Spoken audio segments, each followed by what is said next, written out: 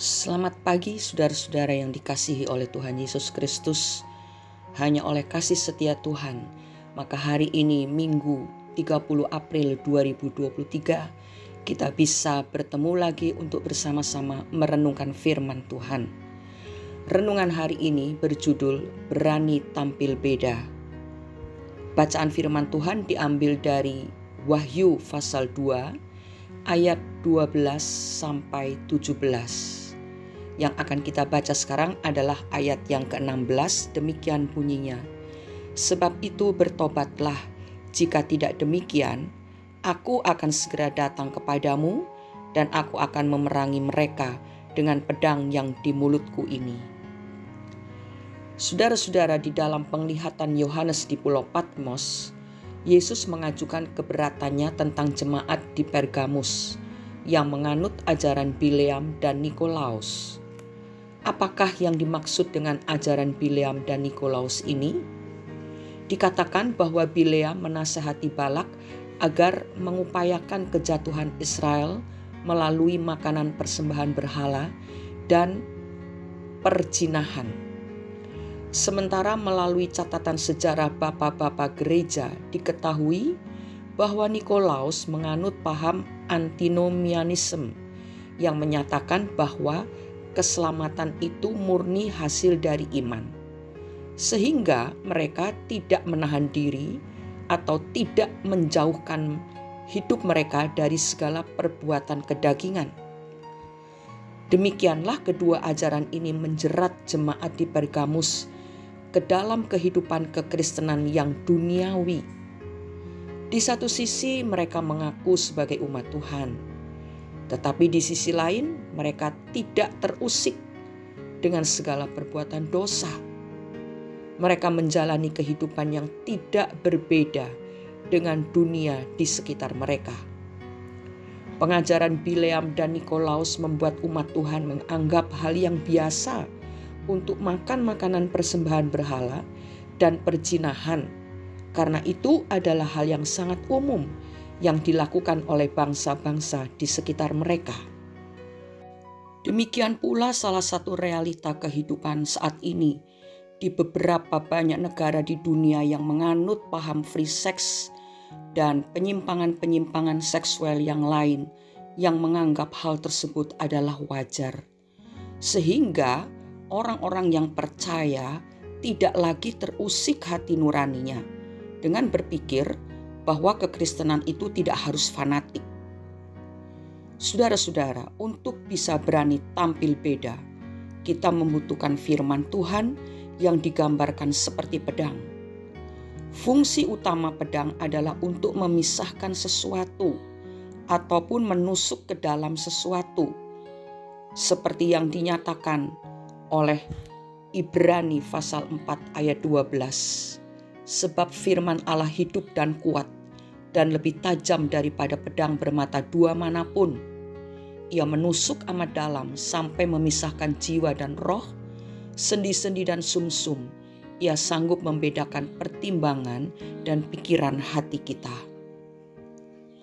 Dengan kata lain, firman Tuhan akan berfungsi seperti pedang yang akan memisahkan kita dari dunia ini, bahkan memberikan pengertian yang dalam untuk kita mengenali hal-hal yang hanya akan memuaskan jiwa kita atau hal-hal yang akan membangun kerohanian kita.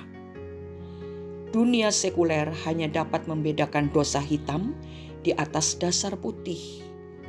Tetapi ketajaman pedang firman Tuhan dapat menuntun kita untuk mengenali iblis yang menyamar sebagai malaikat terang.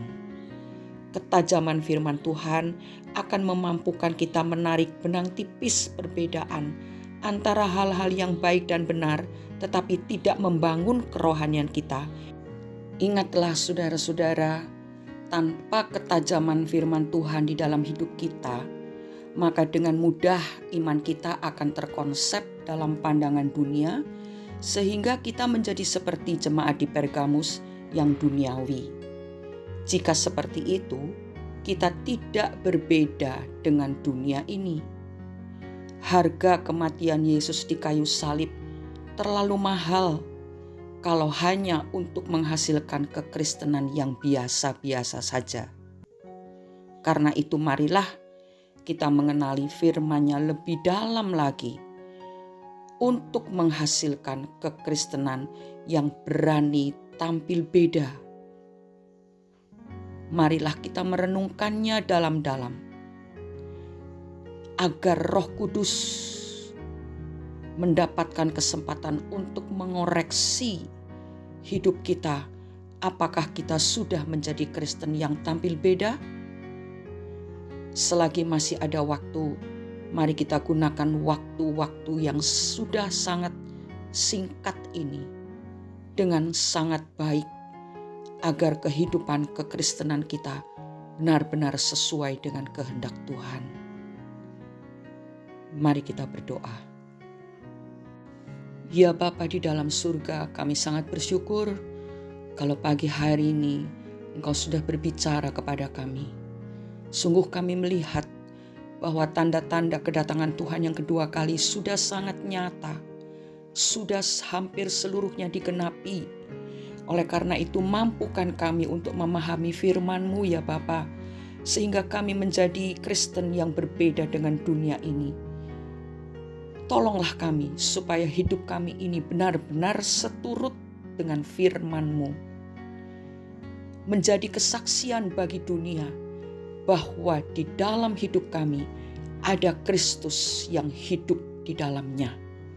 Terima kasih Bapa, supaya dunia melihat ada perbedaan yang jelas antara hidup mereka dengan hidup kami umat kesayangan Tuhan ini. Dengan demikian kami bisa menarik banyak jiwa kepada Tuhan. Kuatkan kami ya Roh Kudus, supaya kami terus-menerus merenungkan firman Tuhan dan melakukannya dalam kehidupan kami sehari-hari. Di dalam nama Tuhan Yesus Kristus, kami sudah berdoa dan mengucap syukur. Amin.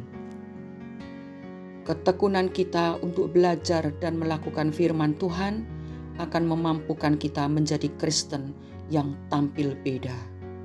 Selamat beribadah saudara-saudara, nikmati berkat yang Tuhan sediakan dalam ibadah hari ini, dan biarlah firman Tuhan meresap masuk ke dalam hati sanubari kita. Tuhan Yesus memberkati kita semua. Amin.